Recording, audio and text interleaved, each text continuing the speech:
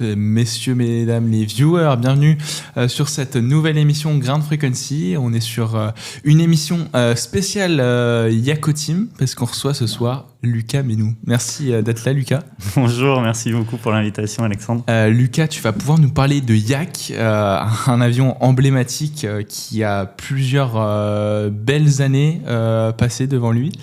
Avant de commencer ton interview et de pouvoir décortiquer toute ta carrière, toute ta passion et ton énergie mise là-dedans, je propose de revenir rapidement sur l'actualité avec une petite revue de presse. 3 actualités marquantes de cette semaine du point de vue aéro. Alors bien sûr, le premier article qui a été choisi, c'est pour marquer et parler du crash du MD-11 du PS, un crash dramatique parce que le bilan est actuellement de 14 morts. Alors c'est un bilan provisoire. Il y avait 3 personnes à bord. C'est un avion qui faisait du fret. C'était au décollage de Louisville dans le Kentucky. Bravo. C'était pour le 4 novembre, merci. Il devait aller à Honolulu. Il était plein et puis on voit que il a pris le moteur a pris feu et puis ça s'est mal fini. C'est quand même un avion qui a quelques années. C'est le 6e accident mortel sur MD-11 dans son histoire. Donc c'est un avion qui a quand même un passif, notamment. Alors c'est beaucoup un avion utilisé quand même beaucoup pour faire du transport de fret, mais il y a quand même dans ces 6 accidents un sur un vol Swissair au Canada qui avait beaucoup marqué à l'époque. Bon, on a passé la news la plus dramatique. On va quand même essayer de reprendre un peu du poil de la bête et on va passer sur une news plus marquante. Transavia qui reçoit son premier A320 Neo la nouvelle livrée. Incroyable. Ça, tu vas pouvoir aussi nous en parler. C'était jeudi matin à 10h47 qui s'est posé sur la piste 07 d'Orly. C'est le Fox Hotel X-Ray Sierra X-Ray. Donc 21e avion reçu par Transavia France. En sachant qu'il a donc cette nouvelle livrée que vous voyez apparaître à l'écran qui va compléter, donc qui va être maintenant le nouveau standard pour Transavia. C'est la nouvelle marque, c'est le rebranding qui va donc peupler Orly petit à petit. Sachant que Transavia va avoir plus de 100 Airbus 320 Neo, 321 Neo d'ici 2030 pour Transavia France sur le périmètre français. Donc tous les spotters vont pouvoir voir petit à petit apparaître ce nouveau personnage représentatif. Et puis la suite, pour ceux qui veulent suivre cette aventure, c'est un peu l'arrivée du 321 Neo côté Transavia Hollande, donc Pays-Bas. Et bientôt pour Transavia France aussi. Oui, ça va arriver. Alors, 2027, c'est quand même peut-être pas tout de suite, mais ça va arriver. On termine avec la dernière news. Bien sûr, vous me connaissez, il faut forcément du militaire dans les news. On diversifie. Et donc, on va parler de l'Ukraine qui vient de se doter de 150 Gripen. Et oui, Volodymyr Zelensky a signé une lettre d'intention avec le Premier ministre suédois pour acquérir 150 appareils des Gripen E, donc c'est les Gripen de nouvelle génération. Objectif, livraison d'ici 3 ans. Et puis, c'est de progressivement regagner une puissance en ayant du Gripen. Alors, on ne savait pas trop ce qui allait être tranché ou pas. On se doutait qu'il y avait peut-être la possibilité d'avoir du F-35, vu comment les Américains adoraient couver l'Ukraine. Mais non, au final, c'est quand même le Gripen qui est un chasseur, on va dire, low cost, bas coût, qui a sorti son jeu de bonne manière à ce que ça soit signé. 150. Voilà, c'est un beau chiffre, c'est une grosse commande quand même pour Saab qui va pouvoir l'honorer. Mais voilà, c'était mes 3 petites news, mes 3 petites actualités. Super. Mais maintenant, si tu le veux bien sûr, ça va être l'heure de te cuisiner sur ton interview. Allez. Donc Lucas, est-ce que tu peux rapidement te présenter ? Oui, Lucas Menou, j'ai 31 ans, mon numéro de sécurité sociale est là. Je suis donc ici principalement pour parler de la Yako Team. Donc, moi, ce que je fais dans la Yako Team, je suis le commentateur en fait, mais on fait aussi un peu de tout, chacun dans l'équipe, de la maintenance, de la logistique, on fait un peu de tout. Et peut-être aussi un peu parler de Transavia. Et donc, je suis chez Transavia depuis 7 ans, au service engineering, et je m'occupe plus particulièrement des moteurs et des APU. Sympa. Voilà. Est-ce que tu peux revenir un peu au début de ton histoire, de ta carrière, de ma naissance. De ta naissance, et puis nous parler d'où vient ta passion pour l'aéronautique. Comment c'est né, cette passion ? C'est familial. Je vais éloigner un peu le mug parce que sinon ça va mal se passer. C'est familial, ça vient à l'origine de mon père, qui a passé son PPL dans le début des années 2000. Il a commencé par un vol d'initiation et puis voilà, il est rentré là-dedans et puis mais c'était pas du tout son métier à la base. Et ensuite j'ai 2 frères plus grands. Ils ont tous les 2 fait leur BIA et l'un d'eux a passé son PPL ensuite. Et donc naturellement, je sais pas, il y a des familles, ça se passe pas forcément comme ça, mais j'ai voulu me lancer aussi. Enfin, j'étais passionné très vite. Quand j'avais, je sais pas, 10-11 ans, j'allais faire des vols, faire des tours de piste avec mon père, mon frère. Enfin voilà.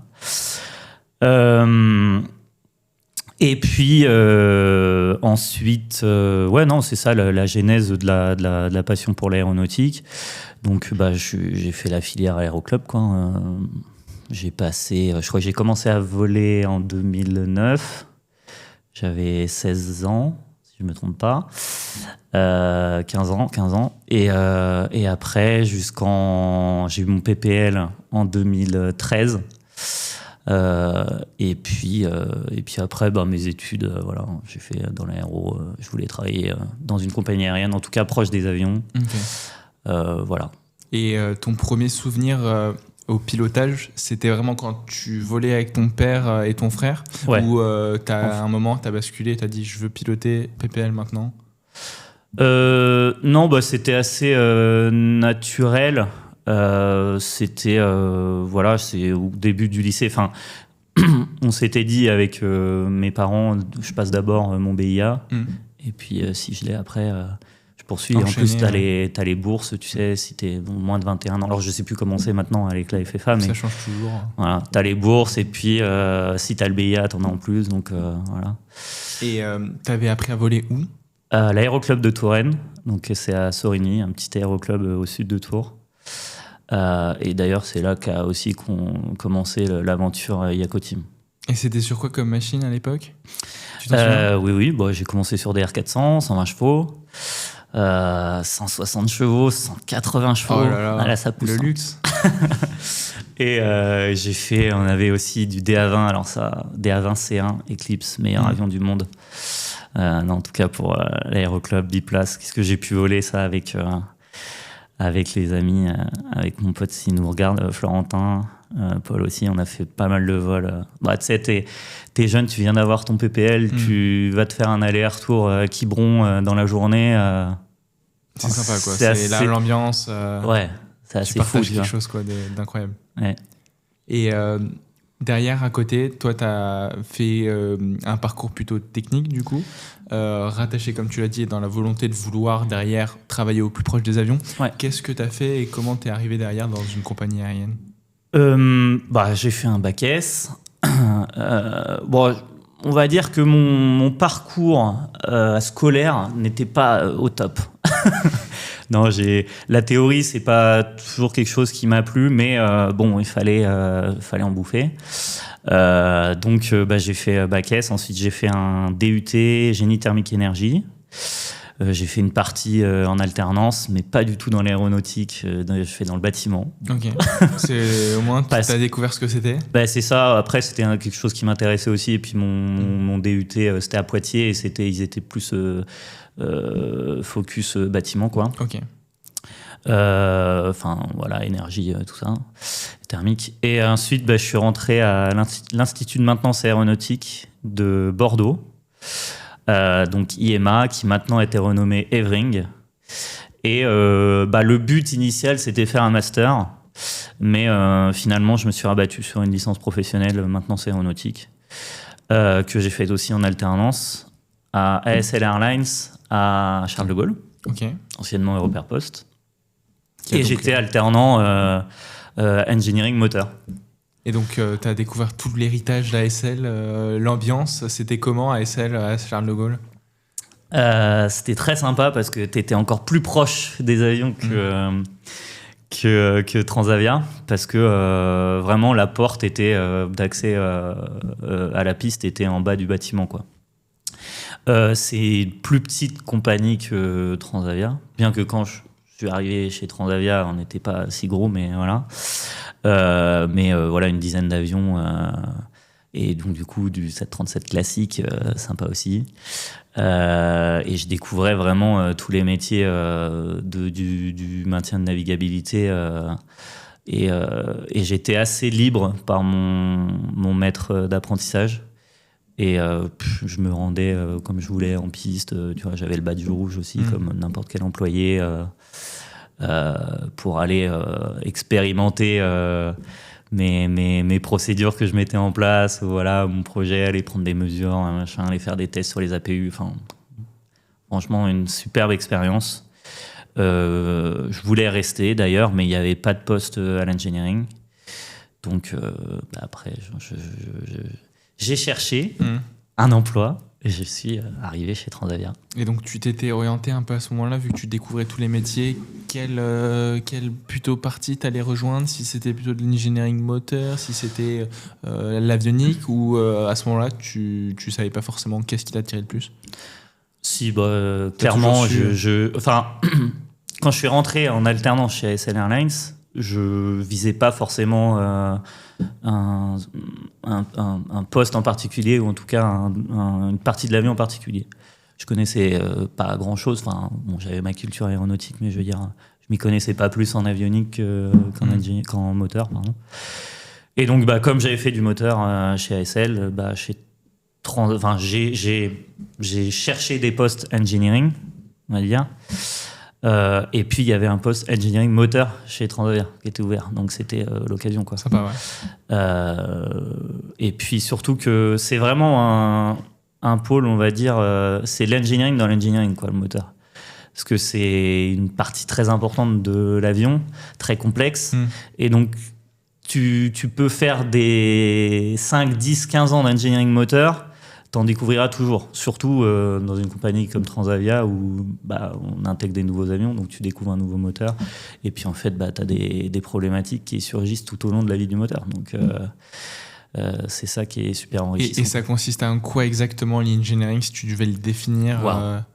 C'est dur comme question. Non, j'ai eu cet exercice à faire quelques fois, donc ça va. L'engineering, tu fais partie donc du maintien de la navigabilité des avions. Donc, grossièrement, ton travail, c'est de t'assurer que les avions ils respectent la réglementation des autorités. Nous, dans notre cas, européenne, évidemment, parce qu'on a un certificat de transporteur aérien français, mais aussi américaine, parce que on exploite des avions américains, le Boeing 737. Donc, c'est ça, grossièrement. Et donc, plus particulièrement, nous, on a la charge de recevoir les consignes de navigabilité de l'autorité et les services bulletins des constructeurs. D'accord. Et on va décortiquer tout ça, mettre tout ça à notre sauce, analyser. Vous êtes les calculateurs, on passe quelque chose dedans et puis vous nous ressortez l'information. Voilà, décortiquer. Et puis, nous, plus particulièrement au moteur, on a une grosse partie qui est l'envoi en atelier des moteurs. On appelle ça la shop visit, qui survient à peu près tous les 10 ans de manière prévue, mais souvent de manière imprévue. Donc c'est ce qui fait aussi... Si un avion a un problème, le moteur s'est pris un oiseau, ou il y a quelque chose qui est abîmé, c'est à ce moment-là que ça intervient, c'est ça, quand c'est imprévu? Ouais, oui, c'est ça. Si le manuel, enfin les critères des manuels ne te permettent pas de continuer à opérer la machine dans ces conditions, et que tu es obligé de remplacer une pièce qui nécessite de déposer le moteur parce qu'il faut l'ouvrir, là, c'est parti, quoi. Là, tu cherches un moteur pour remplacer, tu cherches une équipe pour aller changer le moteur. Bon, il y a plein de services qui travaillent là-dedans. Donc, ce qui est bien aussi, c'est que tu travailles beaucoup en transverse avec plein de services. Et puis, non, ça peut être aussi, tu vois, on soutient à de l'exploitation. Tu as une panne récurrente ou que les mécaniciens n'arrivent pas à régler. Ça passe différentes strates, hein. Ça passe par le MCC, qui est celui qui gère les opérations au jour le jour et qui reçoit les informations des mécaniciens. Et s'il n'arrive pas à trouver, lui, la réponse, ça peut arriver jusqu'à nous. Okay. Et aussi, c'est souvent parce que le manuel ne se suffit pas à lui-même et que tu as un critère ou qu'il y a un critère qui n'existe pas. Par exemple, un endommagement sur tel aube du moteur, le critère, il ne te dit pas que cet endommagement-là, il est autorisé. Là, tu dois aller contacter le constructeur du moteur, donc CFM, pour avoir une dérogation ou pour lui demander est-ce que je peux voler comme ça ? Non. Ah. Oh. Donc, voilà. Ok, d'accord. Et tu as commencé à en parler, donc il y a un changement de flotte, on avait un peu parlé aussi dans la revue de presse. On passe donc de Boeing 737 à l'A320 Neo. Il y a un nouveau moteur, le LEAP. Qu'est-ce que toi t'en penses du coup de ce LEAP ? Est-ce que c'est un changement dans ton poste ou globalement ça reste assez similaire au CFM 56 ? Alors, déjà c'est génial d'être dans une compagnie qui grandit et qui a un nouvel avion. Donc, du coup, oui, c'est génial d'avoir un nouvel avion parce que tu vas devoir pouvoir développer tes compétences, tes connaissances sur une nouvelle machine. En plus, Boeing, tu passes de Boeing à Airbus. Alors, c'est un avion, ça vole de la même manière, mais c'est pas complètement différent, mais tu as un truc un petit peu rustique qui est le Boeing, qui parle pas beaucoup, ou en tout cas, il dit qu'il a mal, mais il te dit pas où. Alors que l'Airbus, tout de suite, tu sais, même à distance, quand il est en vol, qu'il y a un truc je vais avoir un truc à gérer quand il va retomber. T'as une notification sur ton téléphone. Ouais, mais limite. Hein. Limite. Donc, non, génial. Et puis, du coup, ça veut dire une nouvelle formation, découvrir un moteur qui inclut les dernières nouveautés et tous les retours d'expérience qu'ils ont pu avoir sur le CFM 56. Qui était le moteur du 737, et les autres programmes, hein, que ce soit de General Electric ou Safran, parce que CFM, c'est une joint venture, hein, Safran General Electric, ils ont condensé tout ça dans un moteur pour réduire... L'objectif, c'est juste de réduire la consommation de carburant, quoi, et qu'il fasse moins de bruit. Et ils ont bien réussi, ça a un coût, mais... et du coup, tu as des nouvelles technologies super intéressantes, quoi. Ok. Donc là, tu as réussi ton objectif, te rapprocher des machines, travailler avec les 320 Neo et 737 de Transavia. Mais tu t'en contentes pas. À côté, tu continues de voler et de faire certaines choses avec l'Ayako Team. Est-ce que tu peux nous parler comment a commencé l'Ayako Team ? Alors, comment ça a commencé ? Alors, quelle année exactement, je ne sais plus. L'association a été créée, si je ne me trompe pas, en 2016. C'est né avec un amour d'abord du yak parce que t'avais. Alors, c'est venu d'un ami, Emmanuel de Choiseul, qui, en fait, on était dans le même aéroclub. Donc, moi, mon frère, des amis, mon père. Et on avait un ami qui voulait s'acheter un avion. Et dans cet aéroclub, il y avait un ou plusieurs membres, je ne sais plus, qui volaient sur Yak 52, sur Yak ou d'autres avions, on va dire, de collection, au nord de Tours, sur un petit terrain privé. Et en fait, on s'y rendait de temps en temps, faire un coucou et puis voir les avions voler, quoi. Et notre ami, il s'est dit, tiens, il y a un avion, un Yak 52 qui est en vente, je l'achète. Voilà. Ça a commencé comme ça. Okay. Puis après, il s'est dit, alors c'est sympa, mais voler tout seul, alors même si tu veux avoir un passager, c'est un peu bon. tu stagnes, quoi. Il n'y a pas de divertissement. Et dans notre aéroclub de Touraine, il y avait une école dans l'école, très sympathique, qui s'appelle l'école de patrouille. Donc il n'y a pas beaucoup de clubs en France qui le font, mais... nous, on avait la chance d'avoir des instructeurs anciens militaires, donc instructeurs de la BA 705, donc de Tours. Base, alors l'école d'aviation de chasse était basée là-bas maintenant. Elle a déménagé. Mais ça l'a été pendant de nombreuses années. Si je ne me trompe pas. Voilà. Et donc, du coup, on a appris à voler en formation, en patrouille. École de formation de patrouille serrée, c'est ça. Donc, c'est quand même 2 avions que vous volez proches l'un de l'autre. C'est ça, donc en DR400. Voilà. Donc, ça apprend n'importe quel pilote à bénition, on va dire, qui a son PPL, à voler en patrouille serrée. C'est ça. Tout à fait. Et t'apprends les bases, au début à 2, ensuite à 3, 4. On faisait des petits programmes de démonstration pour des événements qui étaient à côté. Voilà. Et puis, c'était notre petite activité du dimanche matin, quoi. On a ramené café, croissant, pain au chocolat. Des fois, on passait plus de temps à manger les croissants qu'à les voler après. Non, mais voilà. Donc là, une fois que tu as goûté à ça, t'étais piqué et il fallait faire ton vol de patrouille serrée à chaque fois. C'était compliqué de revenir sur un vol. C'était juste une nave dodo. Je sais qu'il y a des gens qui volent un peu aussi pour garder leur licence et donc pour garder la main, ils se font des tours de piste. Voilà. Et puis parce que les naves aussi, ça a un coût, parce que tu pars tout de suite loin. Alors si tu remplis l'avion avec des copains, tu partages, mais c'est un coût. Alors que là, tu arrives à faire un truc proche de ton terrain de départ. Tu fais un local, mais en patrouille, tu découvres et voilà, tu t'apprends, tu développes des compétences et tu t'amuses, quoi. C'est génial. La patrouille, c'est une activité que moi je recommande à tout le monde, déjà, tout pilote PPL, parce que déjà tu peux avoir envie avec tes amis de te faire une petite patrouille sur un transit, sur une nave, et il faut surtout pas le faire si tu connais pas. Parce que c'est dangereux. 2 avions aussi proches, ça peut effrayer certains. Et il y en a aussi qui s'éloignent en se disant que c'est moins dangereux si tu t'éloignes, mais c'est pas forcément plus facile quand tu es loin. Donc voilà, donc tu apprends à faire de la patrouille serrée. Et donc du coup, mon ami, donc notre ami Manu, avec cet avion, s'est dit tiens, je vais en prendre un autre et puis peut-être qu'on peut monter une patrouille, quoi. Ok. Et donc dans ce même petit club là au nord de Tours, il y avait un autre Yak 52. Donc le premier qu'on a eu, c'est le vert jaune là, Yak 52 vert jaune, et le deuxième le bleu. Donc une fois que vous avez ces deux-là, ça a commencé, l'aventure Yako Team débute.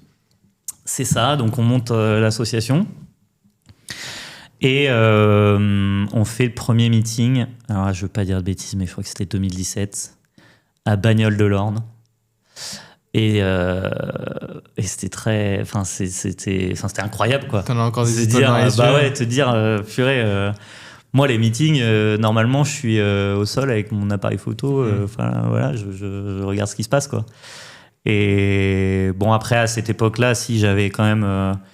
je participais aussi au meeting aérien dans l'organisation. Okay. Je faisais aussi des photos avec un ami, Florentin, si tu nous écoutes. Et aussi, ouais, voilà, donc dans les meetings aériens, j'avais découvert comme ça. Et puis voilà, Bagnoles de l'Orne, je vais y arriver, premier meeting Yako Team 2017. À l'époque, t'étais déjà propriétaire ou pas? Non. Non, c'est venu après. Ouais. Donc par des circonstances qui sont pas très sympathiques, mais on va y venir. Et donc au début, voilà, donc on voit à l'image, c'était le vert, le bleu. Donc Manu était dans l'avion leader, le vert, et Flo dans le bleu.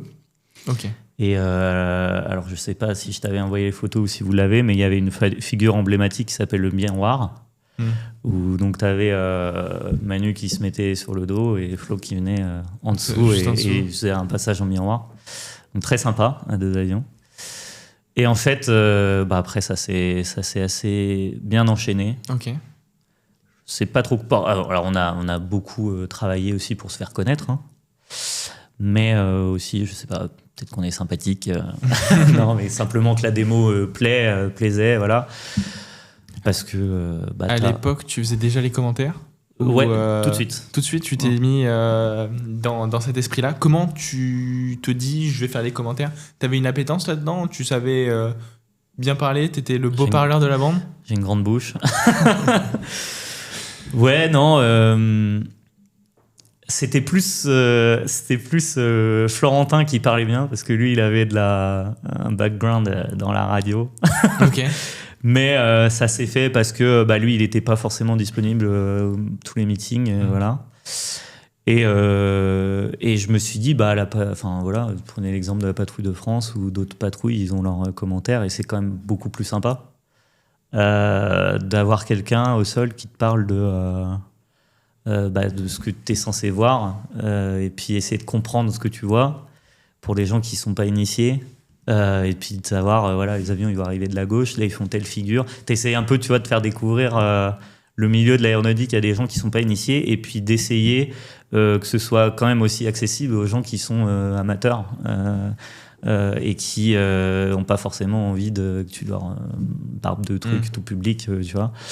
Voilà. Comment c'est venu et ça se prépare comment des commentaires? C'est tu écris quelque chose que tu vas apprendre par cœur, tu prépares de la musique peut-être aussi à côté en annexe, c'est une mise en scène? Alors comment ça se prépare? Est-ce que j'apprends par cœur? Non, pas du tout. En fait, je le fais assez naturellement parce que j'ai pas d'éléments de langage comme peuvent avoir les militaires. Ou une structure, on va dire, privée, une entreprise, quoi. Voilà. J'ai rien à vendre. Donc clairement, je me note des mots-clés importants si jamais j'oublie.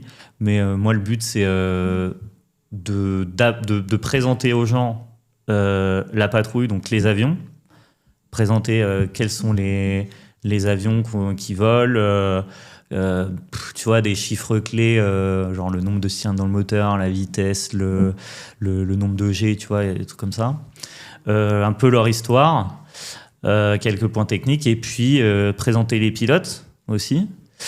Et puis ensuite, ça se fait naturellement, tu vois, tu présentes la démonstration, quelle figure ils vont faire, un peu combien de G ils prennent, tu vois, le fait que, la patrouille, c'est de la confiance. Essayer d'expliquer aussi qu'on n'est pas des professionnels, on fait ça dans notre temps libre et que notre kiff, quoi, c'est de partager ça avec le plus grand nombre, de maintenir un patrimoine en vol.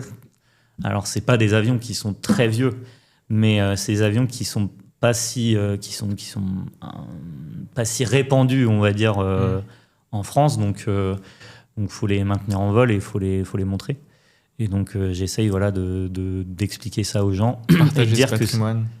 Et de dire que c'est qu'on n'est pas des surhumains, tu vois, et que n'importe qui pourrait le faire parce que on a commencé en aéroclub, on a appris la patrouille comme ça. Et voilà, après, c'est sûr qu'avoir un avion en propriété, c'est pas. Mais bon, c'est un choix de. Tu vois, t'achètes ça, t'achètes pas une voiture ou. Oui, t'as fait ton choix, t'es passionné, voilà. Et tu le regrettes pas? Non, pas du tout. Et voilà. Et l'IAC 18T est arrivé après. Donc malheureusement, en 2019, Manu est décédé. Et après, on s'est dit, qu'est-ce qu'on fait, quoi? Parce que. On va pas s'arrêter là. Surtout que là, on était vraiment en 2018-2019. On avait fait 2018, je crois, 7 meetings. 2019, encore plus. On faisait des meetings de l'air et tout. Et puis surtout que pour maintenir la mémoire de notre pote Manu, on s'était dit on va pas laisser tomber. Et donc, on a repris les avions tous ensemble. Toute l'équipe, on s'est réunis un jour et on s'est dit on y va. Et le Yak 18T était déjà arrivé. Alors l'histoire du Yak 18T, c'était aussi assez exceptionnel. Comment ça s'est passé pour aller le récupérer. Je pourrais en parler un peu plus si tu veux. Mais bien sûr, on est là pour ça. Hein. Écoute, il s'est passé quoi exactement? Parce que le Yak 18T, du coup, c'est l'avion blanc qu'on voyait sur les images, qui est particulier, qui est différent de vos Yak 52. Ouais. Vous l'avez importé en France ou oui. Vous l'avez trouvé C'est une grande aventure, ça. En fait, Manu voulait un avion pour pouvoir emmener sa famille aussi, donc 4 places. Parce qu'il y a que 52, c'est bien, mais t'es 2. Bon, après, c'est pas le but de l'avion, c'est pas de transporter des gens. À la base, c'est quand même de former les futurs pilotes de chasse de l'URSS, quoi. Et du coup, donc un avion 4 places dans le même style. Et bon, assez rapidement, c'était Yak 18T, quoi, dans l'idée. Ils en ont vu plusieurs. Et en fait, on s'est arrêté sur un Yak 18T qui était à Mantoue, dans le nord de l'Italie. Ok. Entre Turin et Venise. Bon, ça te fait... tu pas très précis. Tu voilà. pars à moitié, t'es à peu près là. Voilà. Donc déjà, il volait pas. Enfin, il n'avait pas volé depuis longtemps. Ok. Donc il fallait le rapatrier forcément par la route. Non. Non. On voulait le rapatrier par les airs. Ok. Original. Et donc, on y est allé à l'époque avec un mécanicien lituanien, Šarūnas, paix à son âme également. Et on est allé plusieurs fois. Alors moi, j'y suis pas allé à tous les voyages, mais en fait, la première fois d'ailleurs, enfin, faut le dire, la première fois qu'on est allé le voir, on a pris un DR400 de Sorini. On est descendu à Toulouse récupérer Florent. On s'est fait un petit périple en passant par la Méditerranée, posé à la Mole, à Saint-Tropez. Enfin bon, nickel, on passe la montagne et tout, on arrive en Italie. Bon, avec les Italiens, les Italiens, ils sont un peu compliqués, quoi. Ça parle beaucoup. Et puis, quand même arrivé et puis tu demandes des trucs, tu dis, bah, l'avion, faut le sortir, l'avion, faut le démarrer. Ah non, c'est pas possible. Bah si, en fait, sinon, on va pas l'acheter comme ça, quoi. Et du coup, bah, on a vu tout de suite que il y avait un peu de travail de remise en œuvre, quoi. Ok. Et donc, il y a eu plusieurs allers-retours. Il a fallu tomber le moteur, l'envoyer, donc un camion qui est venu le chercher, qui est jusqu'en Lituanie dans un atelier spécialisé là-dedans. Spécialisé, ouais. Il est revenu, on l'a réinstallé, on a testé, nickel. Et là, fallait attendre les papiers, là, parce que bon, alors il y avait une première étape, c'était juste d'avoir un permis to fly, enfin une autorisation de voler, de faire uniquement Mantoue, Tours-Sorigny, quoi. Et donc du coup, il fallait contacter les autorités sur un avion où il n'y en avait que 2 en France, voilà. Un avion pas immatriculé en France. Bon, ça c'est fait. Ils ont fait le vol de convoyage, donc Manu et Flo, donc en 2019, début 2019. Non, je me trompe dans les dates. Non, c'était 2018, pardon. Et puis, après, il a fallu avoir les papiers définitifs.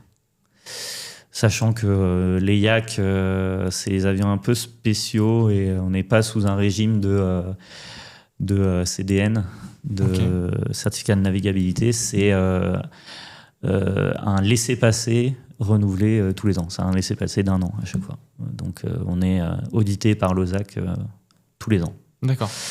Voilà.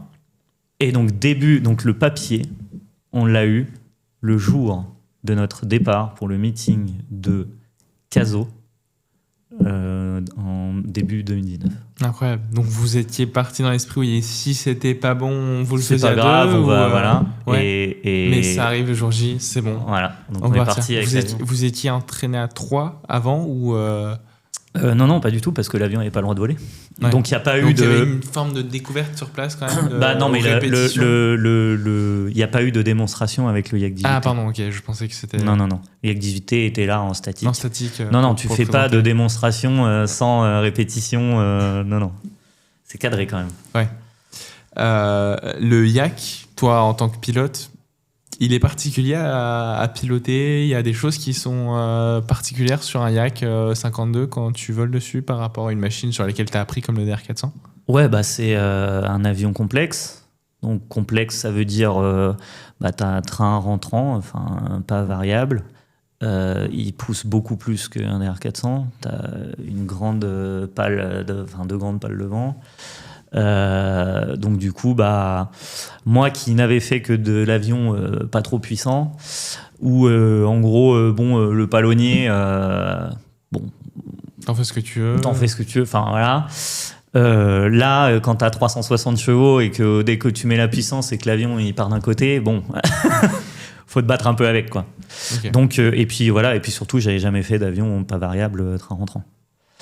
Une grosse découverte. Voilà, donc c'est une variante, donc ça veut dire qu'il faut que tu te fasses valider par un instructeur. Donc dans l'équipe, en 2020 est arrivé un copain, donc Étienne, et lui, donc c'est lui qui m'a signé ce qu'on appelle la VPRU, Variable Pitch Retractable Undercarriage. Attention. Voilà. Et voilà. Mais après, c'est un avion monomoteur. Donc, à partir du moment où tu as ton PPL avec une SEP et la VPRU, tu peux comme tu veux voler dessus. Voilà. Comme ça.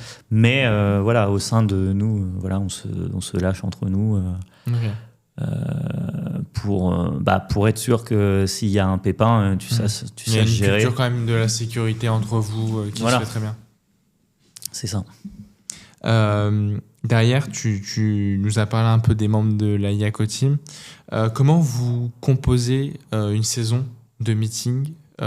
Vous allez prospecter pour dire nous on fait ça, on aimerait bien venir, ou c'est l'inverse et vous arrivez à arranger correctement votre calendrier, ou des fois c'est dernière minute on veut la Yako Team à tout prix? Non, c'est, alors on va dire, de plus en plus naturel, de plus en plus facile de trouver des dates, parce que on se fait connaître, donc voilà, on est un peu maintenant partie intégrante, je pense, du paysage des meetings français. Donc généralement, c'est, on va dire, moitié-moitié, les organisateurs de meetings aériens qui te contactent et qui disent faites-moi une proposition pour venir sur mon meeting aérien à telle date. Ou des fois ou aussi c'est du réseau, et puis des fois tu as aussi une association qui s'appelle France Spectacle Aérien qui essaye de regrouper donc tous les acteurs des meetings aériens en France. Et donc tu as une convention, et donc là-bas tu peux discuter avec les organisateurs de meetings aériens, donc ça se fait comme ça. Mais aussi ça peut être par exemple tu as des meetings qui se font tous les ans ou tous les 2 ans, et l'organisateur, si la démo lui a plu quand il était, il va te dire allez, on se donne rendez-vous dans 2 ans, tu vois. Donc comme ça se passe comme ça. Et après nous de toute façon c'est très simple, dès qu'on a une date validée, on honore nos promesses, donc on va pas dire oui à un autre meeting, même si c'est hoche-coche, tu vois. Dans l'idée. Voilà comment ça se fait. Ouais, voilà. Et t'as des anecdotes, t'as un meeting qui t'a plus marqué que les autres dans toute votre péripétie, dans toute votre histoire aventure Yako Team jusqu'à présent? Une anecdote. Est-ce que le public est plus réceptif à certains endroits? Non, alors on va dire, il y a des meetings où tu es toujours super bien accueilli et il y a une super ambiance, c'est les meetings du Nord. Okay. Mais ça, c'est les gens du Nord, ils sont très accueillants. On se fait plein d'amis là-bas. Après, les meetings les plus iconiques qu'on ait fait, et du coup c'est comme un honneur d'y aller, c'est la Ferté-Alais, et puis les meetings de l'air, donc sur les bases aériennes, c'est toujours les militaires, c'est toujours très carré, super bien organisé. T'as un référent, quelqu'un qui t'accompagne partout, si tu veux une info, quoi que ce soit, il est là, super sympa. Généralement c'est un pilote de chasse, un ou une. Voilà, et puis t'es quand même au sein d'une base aérienne, un lieu où normalement tu peux pas y pénétrer comme tu veux, et t'es au milieu de super avions, donc voilà. Et là en tête, une anecdote, non, j'en ai pas vraiment, un truc croustillant. Il n'y a pas de personnes qui sont venues essayer de vous hijacker un Yak 52 comme ça? Non, alors bon courage, parce que déjà il n'y a pas de clé. Et puis pour savoir comment le démarrer, c'est compliqué. Même quand tu sais comment le faire. C'est écrit en cyrillique à l'intérieur? Ouais, alors oui, mais okay, alors déjà ça. On a un des 2 Yak 52 où il y a quand même des stickers en anglais, et le Yak 18T aussi. Ok. Mais tu sais où sont les tu sais à quoi servent les interrupteurs et tout, t'as pas besoin de... de souvenirs. Une patrouille avec 2 avions de type différents, c'est assez particulier, non, de réussir à faire voler 2 Yak 52 et un Yak 18T. Comment vous vous arrangez là-dedans? Bah déjà, bon, alors t'as toutes les histoires de performance, et t'as aussi la cosmétique, on va dire. Faut que ce soit joli. Donc évidemment, tout naturellement, tu mets le Yak 18T en leader devant, parce que comme ça, les 2 Yak 52 en flèche, ça te donne un truc sympa. C'est pareil, on a toute une partie, on va dire, plus dynamique avec les croisements des Yak 52. C'est mieux avec 2 avions qui ont la même performance pour arriver à se croiser au même endroit. Voilà, déjà que des fois, t'es pas aidé par le vent, au moins, si t'as pas cette problématique-là en plus, d'avoir des vitesses de rapprochement différentes. Voilà. Quoi d'autre? Après, oui. Non, c'est les principales, on va dire, les principales choses auxquelles il faut faire attention quand tu as des avions différents. Voilà. Ok. Donc, quand la période meeting se finit, commence la deuxième période de l'année qui est plutôt, j'imagine, l'entretien, c'est ça, des machines. Vous le faites vous-même ou vous sous-traitez beaucoup? On fait nous-mêmes. Okay. On a juste en fait un mécanicien agréé Part 66, qualifié Part 66, pardon, qui signe l'approbation pour remise en service de l'avion. Mais on fait nous-mêmes, donc c'est ça, comme tu l'as dit à la fin. Le nez dans les bouquins, quand vous êtes arrivé, vous mettez le nez dans le bouquin pour découvrir l'avion. Ouais, c'est ça. On a un manuel d'entretien. Ok. Comme en anglais, qui a été oui. Ok. Il n'y avait pas d'histoire c'était en Syrie qui est là. Si. T'as le manuel de maintenance de l'avion qui est en russe, quoi. Ouais. Donc il a fallu le faire traduire, mais bon, après des Yak 52, il y en avait quand même certains. Il y en a déjà en France, okay. Voilà. Donc bon, voilà. Ça se trouvait. Et après, le manuel d'entretien que tu es obligé de déposer à l'autorité, où tu dis à telle heure, je fais telle chose, voilà. Et donc, tous les ans, on regarde ce qu'on a à faire sur chaque avion. On essaie de faire un petit projet un peu plus long sur un des 3 avions à chaque fois. Par exemple, désentoiler une gouverne pour remplacer de la timonerie dedans pour le trim. Par exemple, la profondeur, on l'a fait l'année dernière, tu vois, sur les Yak 18T. Voilà, mais sinon c'est relativement tout le temps les mêmes choses. Et après, c'est en fonction de ce que tu trouves quand tu fais les inspections. Ok. Voilà, et on fait ça tout l'hiver, même le printemps. Cette année, par exemple, ça a été très très long, très fastidieux. On a changé les cylindres blocs d'un des Yak 52, on n'avait jamais fait ça.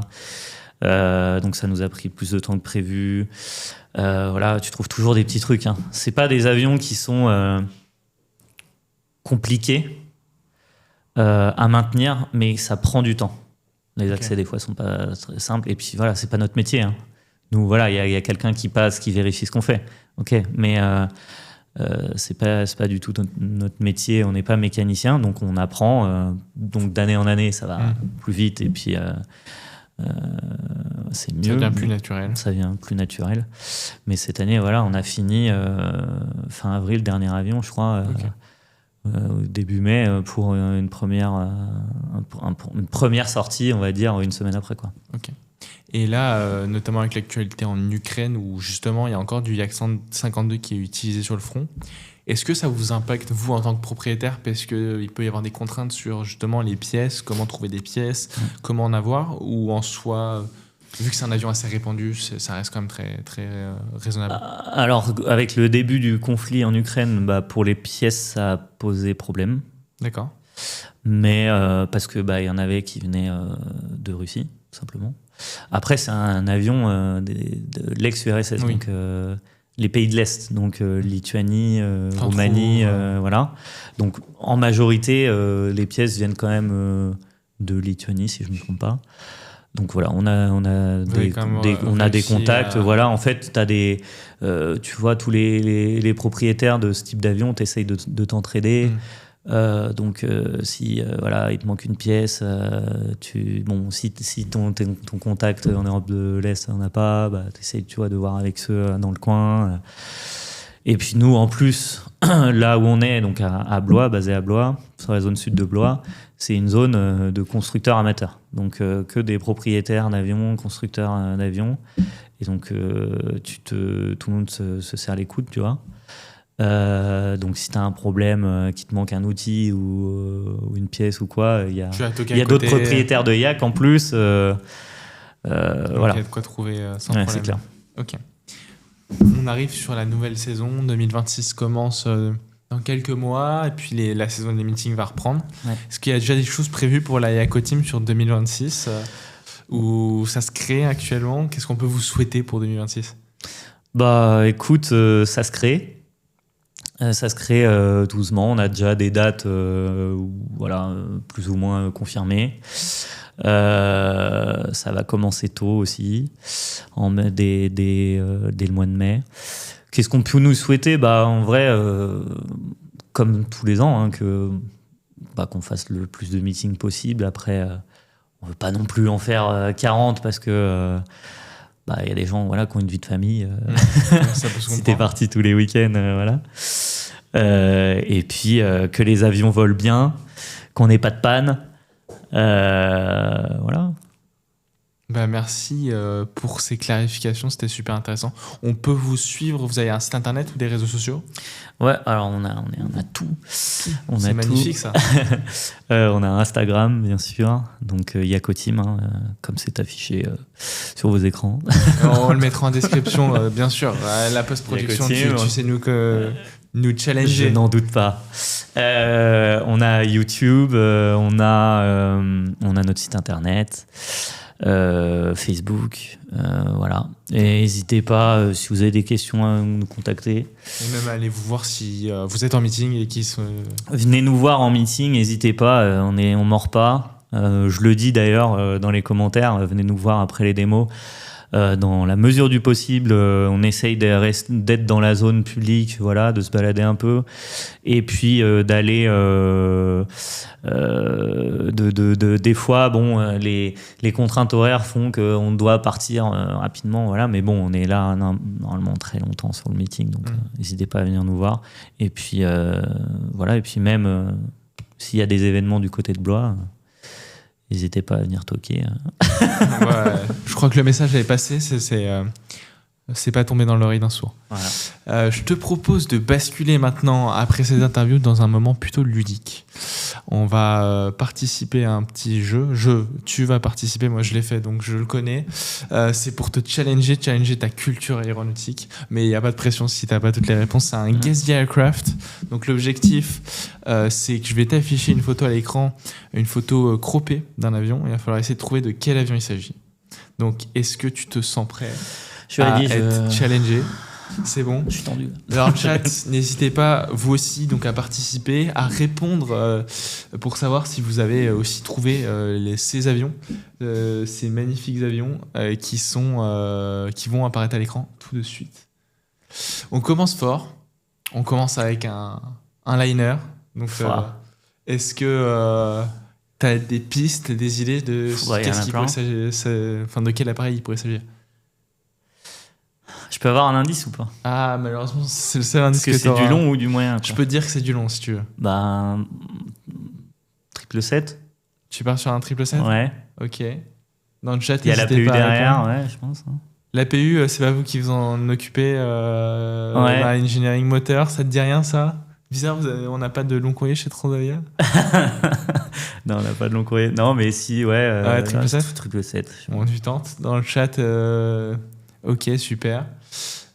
Écoute, c'était un 350-900. Ça commence, petite question piège comme ça. C'est horrible, comment tu veux savoir justement? Ouais, c'est compliqué, t'as vu? Au moins, t'as découvert les premiers. Tu vas voir, il y en a qui sont plus durs, il y en a qui sont plus simples. Ok. Donc on va juger là-dessus. On peut passer au prochain avion. Là, ça complexifie peut-être un peu. C'est plutôt du domaine militaire. Est-ce que tu as des références là-dedans? Est-ce que tu as des idées de ce Les couleurs, je sais pas, c'est pas un ex-Thunderbird ou je sais pas quoi, genre un F-16?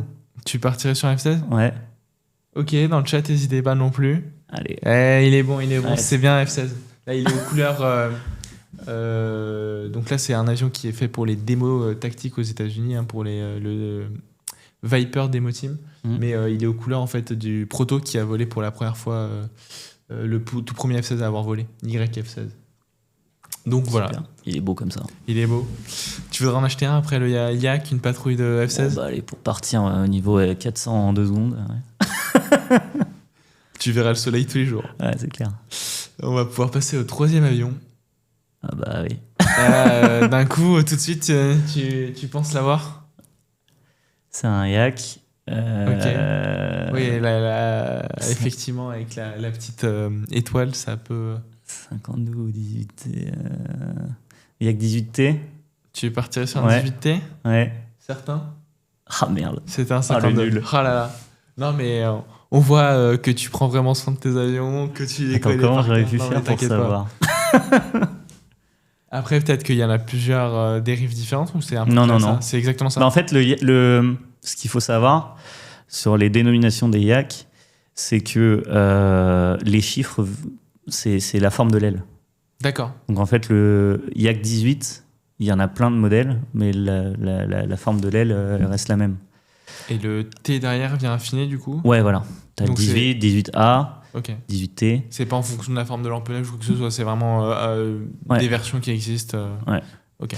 Yak 52, et après, t'as Yak 50 qui est monoplace et tricycle. Classique, excuse-moi. Yak 52, t'en as des différents aussi. T'as nous, on a les tricycles, mais après, t'as du classique aussi. Ok. Donc, c'est Yak 52 TD ou TW, en fonction de là où il a été modifié. Donc, ils savent faire. Chez Yak, Yakolev, ils ont fait de tout à toutes les Ouais, sauces. ouais. Après, tu as eu des modifs américaines. Les Américains, ils aiment bien modifier les avions. Donc, non, c'est comme ça que tu fais, ouais, que sont nommés les Yak, quoi. Ok, c'est intéressant. On va pouvoir passer au prochain avion. Alors ça, c'est un fake. Pourquoi il y a 4 roues sur le... Tu comprends pas ce qui se passe? Ouais. Transélien n'a pas cet appareil. Ah non. T'es sûr de ça? Ah ouais. Et gros le moteur. Hein. Et ouais. Tu C'est penses que c'est quoi? C'est Boeing 787. Ouais, c'est un 787-10. Ok. Qui l'aurait cru? Ouais. Pas évident, pas évident. Non, non, mais qui sait, peut-être qu'on va faire du long courrier. Non, un j'y jour, crois pas. un jour. C'est pas la stratégie en tout cas. On peut passer à la prochaine photo. Moi, là, c'est un peu plus pixelisé. Tu vois ce que c'est? C'est un 37? Tu partirais sur un 737? Ouais, le nez et les deux petites fenêtres en haut là. En haut, ouais. Ouais. Ça ressemble à du 37? Après, bah ouais, hein, ouais, ça ressemble à du 37. Après, c'est peut-être un plus gros, mais. Purée. Ah, c'est piège, hein. Tu sais pas, t'es Purée. Boeing non. 707, ouais. Bah oui, mais Ah, ils ont c'est- tous le même nez. C'est ça le truc, hein. Le piège. Effectivement, c'est un 707 roumain. On va pouvoir passer au prochain appareil. Warbirds, là, tu l'as. Un L38. Un Lightning. Non Et la réponse de Joris. P38, pardon. L38. Lightning. Excuse-moi. Donc, avion mythique qui vole des fois en meeting en France. C'est beau. J'en ai vu un, je crois, ouais. À Melun. Ouais, c'est Tu magnifique. fais beaucoup de meetings à côté? Pas tellement. Dans le perso Pas quand tellement. Bah, j'essaye de faire la Ferté-Aller tous les ans en bénévole. Ok. Bah, cette année, j'étais en équipage. Donc c'est compliqué d'être. Voilà. Mais non, c'est vraiment. Enfin, il y a vraiment une super équipe. On est des copains. Puis tu rencontres des gens à chaque fois, chaque année, des gens géniaux. Moi, de toute façon, on est passionnés de l'aéro. On est tous un peu. On a tous un peu la même folie, quoi. Donc, ouais, et la Ferté. Et puis, d'ailleurs, coucou à tout le monde de la Ferté qui m'entend, de l'équipe des jeunes. Et qui me voit d'ailleurs aussi. Et après, Melun aussi. Ok. Si on n'a rien avec la Yako Team. Donc plutôt ce qui est en région parisienne. Voilà. Bah, nickel. C'est intéressant de voir avec que tu le Melun restes aussi. connecté quand même et rattaché à ça. On peut passer au prochain avion. Je crois qu'il en reste 3. Là, il est assez complexe. Là, Est-ce que c'est Est-ce que c'est un Piaggio P180 Avanti? Il est très très bon. Alors je crois que c'est un 1, c'est pas un 2, mais c'est vraiment un Piaggio, comme tu as dit, Piaggio P180. Non, mais en fait, il est reconnaissable. Ah ouais. C'était Il est pas trop dur. reconnaissable. Et vraiment, lui, je l'aurais pas eu, je pense. Et un bruit d'ailleurs très désagréable. Ah ouais. T'en as souvent qui te passe au-dessus de la tête. Ah bah en région parisienne, ouais. Ouais. Depuis le Bourget. Ouais. Les avions qui font de l'Evasan aussi. Ouais. Ah, c'est le fameux Piaggio. T'aimes ou t'aimes pas. Tête. Ouais. Exactement. On peut passer au prochain appareil. C'est quoi, c'est un GT8 ça? Ça ressemble à un moteur. Ouais. Bah après, je suis pas motoriste, contrairement à expert moteur. Est-ce que c'est un 737 200? Tu dirais un 200? Ouais. Il est bon. Ouais, ce soir, on a un expert. Hein. Antoine, qui n'est pas là. Attends, j'ai dit un 737 pour un 707. Ouais, mais quand même. Transavia, il connaît même pas son avion. Il y en a quasiment pas que t'as eu plus de 50% de chance. On aurait eu Antoine à côté de nous. On frôlait les 2% de réussite, peut-être. Non, je rigole, je taquine beaucoup, mais Antoine galère souvent. Mais on l'aime quand même. On t'oublie pas, Antoine. Est-ce qu'il reste un appareil? Non, mais alors là, mais vas-y. Ah, si. Ah, mince. Ouais, je l'ai, mais je sais plus son nom. Comment ça s'appelle? Un F. Ça commence bien. Purée, c'est lequel? Comment il s'appelle? Je vais donner ma langue au chat, mais. Je vais plus le retrouver. Ça je l'ai sur le bout de la langue. Ouais, non, mais je vois très. S117? Eh oui, ouais. Il l'a eu. Le Nighthawk. Bien joué. Est-ce que c'était le dernier? C'était le dernier. Bravo Lucas. T'as réussi à trouver, je pense, facilement les 2 tiers des avions, et tu les as trouvés assez facilement. Parce que c'était pas évident pour tous. Non, mais donc, non, bravo. il y avait je pense des petits pièges. Hein. Là, il n'y a aucun problème. Tu es totalement expert aéronautique et tu vas pouvoir rester tranquillement chez Transavia. Tu as fait tes preuves. J'espère que la vidéo sera envoyée à mon chef. Une augmentation derrière, s'il vous plaît. Bon, ça c'est évident. Pour finir à conclure cette émission, ce podcast, je te propose un petit Fast and Curious. Donc je te propose 2 choix. Il faut faire 2 propositions, il faut faire un choix. Ok.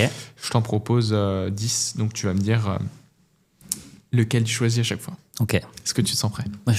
Comme d'habitude, Alexandre, écoute. Toujours. Je suis là pour en découdre. Ah, quel homme. Tu préfères le 737 ou le 320 Neo? Le 37. Le Yak 52 ou Yak 18T? Et Yak 52. Le temps des hélices ou Flycamp? Oh, t'es horrible.